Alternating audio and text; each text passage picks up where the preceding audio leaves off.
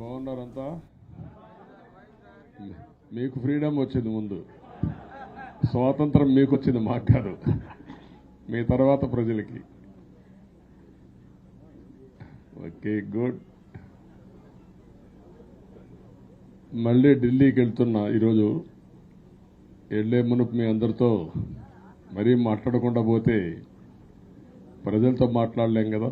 మీతో మాట్లాడితే ప్రజలతో మాట్లాడినట్టు. ఎలక్షన్ అవుతాను, నిన్నంత బిజీగా ఉన్నాం కాబట్టి ఒక 2 నిమిషాలు మీకు చెప్పి తద్వారా ప్రజలకు చెప్పేద్దామన్న ఉద్దేశంతో ఈ కార్యక్రమానికి శ్రీకారం చుట్టాను. ముందు మీడియాకి, అదే మరి రాష్ట్ర ప్రజలందరికీ ధన్యవాదాలు. శిరస్సు వంచి నమస్కారాలు తెలియజేస్తున్నా. ఎందుకంటే నా సుదీర్ఘమైన రాజకీయ యాత్రలో ఈ 5 సంవత్సరాలు చూసిన ప్రభుత్వాన్ని నేను ఎప్పుడూ చూడలేదు. ఒక రంగం అని కాదు, ఒక వ్యవస్థని కాదు, ప్రజాస్వామ్య వ్యవస్థలన్నీ ఏ విధంగా ఇబ్బంది పడ్డాయో, ఏ విధంగా నిర్వీర్యం చేశారో మనం అన్ని చూసాం. అయితే మా ధ్యేయం ఒకటే, ప్రజలు గెలవాలి, రాష్ట్రం నిలబడాలి. దీనికోసం ఎన్ని త్యాగాలైనా సరే చేసి మళ్ళీ భావి తరాల భవిష్యత్తు కోసం ముందుకు పోవాలని చెప్పి వెళ్ళాం. నేను చాలా ఎన్నికలు చూశాం. 10వ ఎన్నిక నిన్న. అంటే ఇన్ని ఎన్నికలు చూసిన, అంటే ఎన్నికలు చూడడమే కాకుండా ఈ ఎన్నికలన్నీ at the helm of affairs ఉండి ఎప్పటికప్పుడు సమీక్షలు కానీ ఇవన్నీ నిర్వహించడం కూడా చేశాం. రాజకీయాల్లో ఒడికిదుడుకులు సాధారణంగా ఉంటాయి. ఎవరు శాశ్వతం కాదు. దేశం శాశ్వతం, ప్రజాస్వామ్యం శాశ్వతం, రాజకీయ పార్టీలు శాశ్వతం, అధికారం అశాశ్వతం. రాజకీయ పార్టీలు కూడా సక్రమంగా ఉంటే మళ్ళీ ప్రజలు ఆదరిస్తారు. లేకపోతే రాజకీయ పార్టీలు కూడా చాలా పార్టీలు కనుమరుగైపోయినాయి. వ్యక్తులు కనుమరుగైపోయారు, రాజకీయ పార్టీలు కనుమరుగైపోతాయి. కానీ ఇంత హిస్టారికల్ ఎలక్షన్ నేను ఎప్పుడు చూడలా. నా జీవితంలో చాలా ఎలక్షన్స్ ఫేస్ చేస్తే కానీ వేవ్ కనపడేది, వ్యతిరేకత కనపడేది.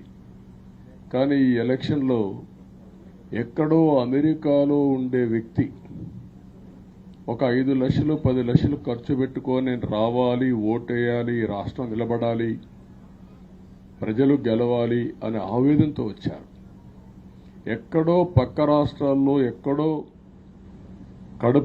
కడుపు నిండడం కోసం కూలి పనులకైనటువంటి వ్యక్తులు, పాచి పనులు చేసుకునే వ్యక్తులు సొంత డబ్బులు పెట్టుకొని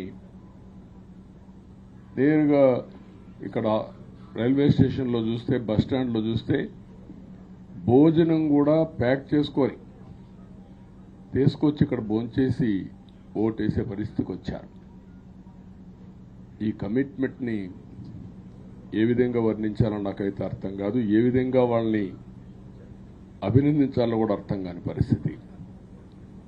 అనేక ఎన్నికల్లో అనేక అనుభూతులు చూశాం. కానీ మేము అన్ని ఎన్నికల కంటే ఇది ఒక తెలుగుదేశం పార్టీ చరిత్రలో, ఆంధ్రప్రదేశ్ రాష్ట్ర ప్రజల చరిత్రలో సువర్ణాక్షరాలతో లిఖించదగ్గ ఎన్నిక. ఇది ఒక హిస్టారికల్ ఎన్నిక. ఆగస్టు క్రైసిస్ తర్వాత, ఎన్టీ రామారావు గారు పార్టీ పెట్టిన తర్వాత 83లో మేము గెలిచాం. అప్పుడు 200 సీట్లు వచ్చాయి. కొత్తగా పార్టీ పెడతానే ఎన్నికలకు వెళ్లి 9 నెలలు అధికారంలోకి వస్తే 200 సీట్లు వచ్చాయి. 94లో మీరు ఒక్కసారి చూస్తే ప్రజా వ్యతిరేకం వల్ల 3 ముఖ్యమంత్రులు మారడం వల్ల ఆ రోజు మీరు ఎన్నికలు చూస్తే దగ్గర అపోజిషన్ పార్టీకి రిక్వైర్డ్ నెంబర్, అంటే అపోజిషన్ లీడర్గా వచ్చే స్టేటస్ రాకుండా వచ్చాయి. అవన్నిటిని వర్పించే విధంగా ఈసారి ఊహించని విధంగా వచ్చింది. అంటే దానికి కారణాలు నేను ఎక్కువ చెప్పక్కర్లేదు, అనుభవించిన ప్రజలకి అర్థమవుతుంది. ఎప్పుడైనా సరే ప్రజాస్వామ్యంలో ప్రాథమిక హక్కు మాట్లాడే స్వేచ్ఛ. ఆ స్వేచ్ఛనే కోల్పోవాల్సి వచ్చింది. అదే కాదు, బ్రతికే స్వేచ్ఛ, ఆస్తులు పెట్టుకునే స్వేచ్ఛ, ఇవన్నీ కోల్పోయే పరిస్థితి వచ్చింది. అందుకే మీరు చూస్తే మొన్న ఎలక్షన్లో సరే ఏ విధంగా మేమందరం కలిసాం అవన్నీ మాకంటే ముందు మీకే తెలుసు. కలిసినప్పుడు ఎవ్రీ ఈవెంట్ ఇవి వేదిక నుంచే ప్రారంభించాం, అక్కడి నుంచి ముందుకెళ్ళాం. ఆ రోజు చెప్పాం, ఈ రోజు ఒకటి చెప్తున్నాం. మా ఆలోచన ప్రజలు గెలవాలి, రాష్ట్రం నిలబడాలి, అంతవరకు సాధించగలిగాం. 55.38% ఓట్లు పడ్డాయి. దీంట్లో తెలుగుదేశానికి 45.60% పడ్డాయి, వైసీపీకి 39.37% పడ్డాయి. ఇది ఊహించినటువంటి ఒక్కొక్కసారి 95,000 మెజారిటీ. ఒకప్పుడు నేను చార్మినార్ ఎగ్జాంపుల్ చెప్పేవాడిని.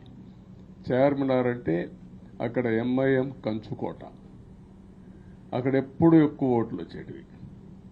ఆ తర్వాత కుప్పం, సిద్దిపేట పోటీ పడేటి రెండో స్థానానికి. అప్పుడు కూడా 70,000, 80,000, 50,000 కాడ ఆగిపోయేవాళ్ళం. ఈసారి 95,000, 94,000, మళ్ళా 92,000, 91,000.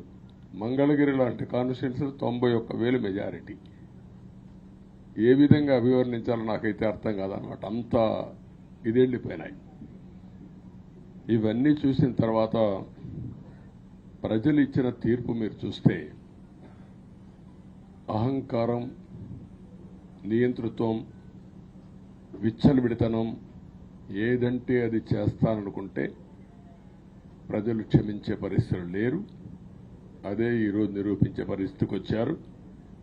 ఒక మాటలో చెప్పాలంటే ఈసారి వీళ్ళు చేసింది గుణపాఠం పాలకులకు కాదు, అవినీతి అహంకారంతో ముందుకు పోయే ఎలాంటి ధ్వంసకారులకైనా ఇదే జరుగుతుందని నిరూపించారు ప్రజలు. దానికి మనస్ఫూర్తిగా అభినందిస్తున్నా. అదే సమయంలో 5 సంవత్సరాలు మా కార్యకర్తల పడిన ఇబ్బందులు, చాలామంది స్లీప్లెస్ నైట్స్, కంటి నిండా నిద్రపోని పరిస్థితి. అక్కడి నుంచి నేను చూస్తే చాలా కడాన మనిషిని హింస పెడుతూ, నువ్వు ప్రాణంతో బతకాలంటే జై జగన్ అనమంటే జై తెలుగుదేశం, జై చంద్రబాబుని ప్రాణాలు సందర్భం. చంద్రయ్య ఇది తలుచుకుంటే